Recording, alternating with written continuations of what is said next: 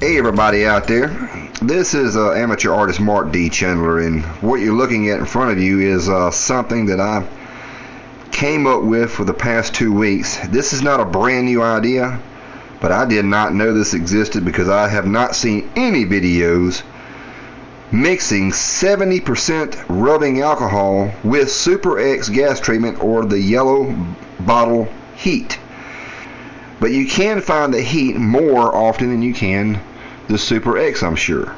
But one thing that nobody can dispute, 70% rubbing alcohol you can find just about everywhere. And I almost guarantee you can find it at an ice cream shop. Somebody's got it in the back room for some reason. The 70% alcohol is something that you can always use and depend on because it's there for you. Now I'm talking about an emergency situation. In the real world, we like to use heat. We like to use something that doesn't soot the pots up. So that's what this video is about, is mixing Super X or the heat in the yellow bottle with the 70% rubbing alcohol to cut the cost down. In my situation, the 70% rubbing alcohol by itself, when it's placed properly above the burner, will not soot up, period. It absolutely will not soot up. But if you don't get that sweet spot, you're going to get soot on your pots and your pans, your cookware. We don't like that. Why? Well, we don't know. We like cooking on wood and we get all that soot.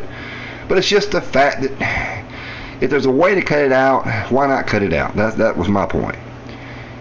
But when you get the 70% in the right butter zone to where it will not soot your cooking utensils up, you lose the heat value.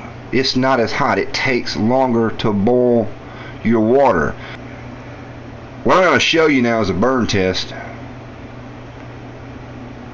And I'm going to mix the Super X gas treatment with the 70% rubbing alcohol. We're going to do it half and half. That's 1 part rubbing alcohol, 1 part Super X gas treatment. And I'm only going to mix 1 ounce. I've got my scale here in the middle, my little makeshift scale. I bought it at dirt cheap. It was incomplete. Let me turn it back on. Like I say, I don't have my camera lady here. Up. Trying to look through the viewfinder doing this. This is difficult. Alright, that's 0.6. Defeats the purpose. Put it back on there. All professional video here.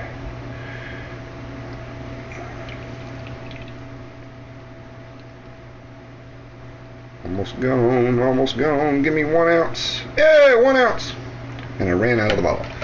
Now we've got 1 ounce sitting there, and we're going to pour that into the burner. And this does work with heat, but the heat in Super X, like I say, is not but like, say, 4 cents difference at the store I'm at. You know, $2.59 for some fuel. I don't know about you guys, but that stuff's kind of expensive. Anyway, you see a little bit drop there, so that's probably that won't even register. But we're going to give this right here a go. For the burner, I decided I'm going to use, for old time's sake, the old hobo stove. And you see I love tin cans. I got the IKEA sitting over here, and I'm going to show, I got a lot to say about this little IKEA. I like the IKEA, but depending on your cook system, there's some stuff that's set up. Okay, let me set this up. I'll get right back with you. Alright, that was 1 fluid ounce, and this is a potted meat container. This is not a fancy feast can. I don't eat cat food, so I use potted meat. Armor potted meat. They call this the fancy feast. It's not. It's the Armor potted meat stove. Let's get that straight. Yes, it's based off the fancy feast concept, but we're not going to argue that point. What I have here in my little dollar pan I bought over a year ago, and I use this thing here at the house all the time, is I've got actually exactly 16 ounces of water, the rubbing alcohol, 70% isopropyl, and the Super X is mixed 1 part to 1 part. And one way that I like this is I just take another, this is not a tent stake, this is part of one of my display racks that I've cut the metal off of. I usually don't do this one-handed like this. But anyway, I light the end of it. You know what? That didn't work for some reason. There we go. Oh, I'm not able to keep the... Anyway, when I'm using 2 hands, I light the end of it. It lights the end of this thing like a torch, and it goes down in there. Since it's up this high, no problem. Lights up real nice. Now, I'm sitting here in the old hobo stove. Like I say, I still love the hobo stoves, but I wanted something that's going to clean up a lot easier. Now, while I'm talking, what I wanted to show you is my improvised pot stand. I blew it out right quick because I realized I didn't show this. My little improvised pot stand. Lay it down here on the stove. Maybe you can get an idea of that. This is one of those racks that sits on a rack, and it's got these barbs that come out. You slip the product on there, and it goes all the way around. But it works great as a pot stand. Not something you want to carry in your backpack, because it does have some weight to it. The original one that I had come up missing. I think my wife's kids had something to do with it. But anyway, we're going to light this puppy back up again. It didn't burn for like 15 seconds or so. Let's put this center. Put the pot stand on there. And what I like about the pot stand is it happened to fit the little dollar pans that I bought at Dollar General. They had them reduced, and they're all $1 a piece. And I've been using the heck out of these things. Now, these little pegs right here are actually these ends right here that I cut off, and I save them because they work real well. I don't know if you can see that. Let me turn the light off here. Boy, you talk about not focusing. Let's see, just let them to focus.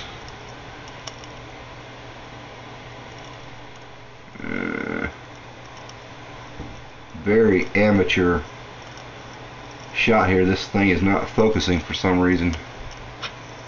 Hello, my finger.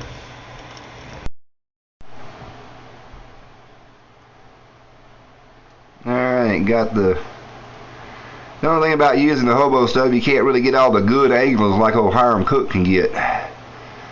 But that's 2 cups of water.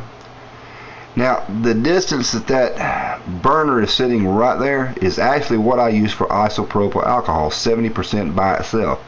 At that distance right there, it will not soot up my pot. It just won't do it. Trying to get a flame pattern here,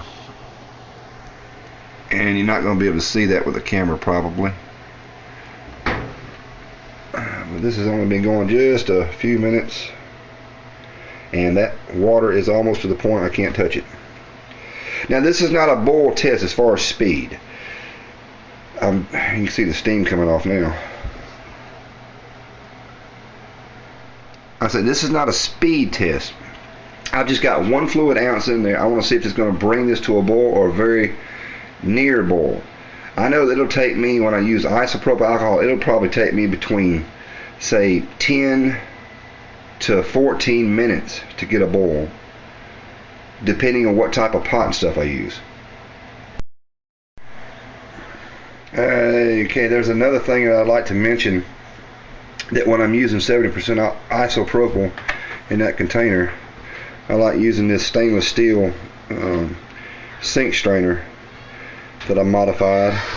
It basically lays over the burner like that. Now, you've already got the holes in there on the other one, punched through there, and I like to place that over there, and what it does, for some reason, it just seems to help. It helps to constrict the oxygen mixture. Not sure what that is, but it helps an awful lot. And I want to throw that in there. I'm going to do two tests. I'm going to do this one here with the half and half mixture, and then I'm going to do the other test with just the isopropyl, so you can see that how it turns out.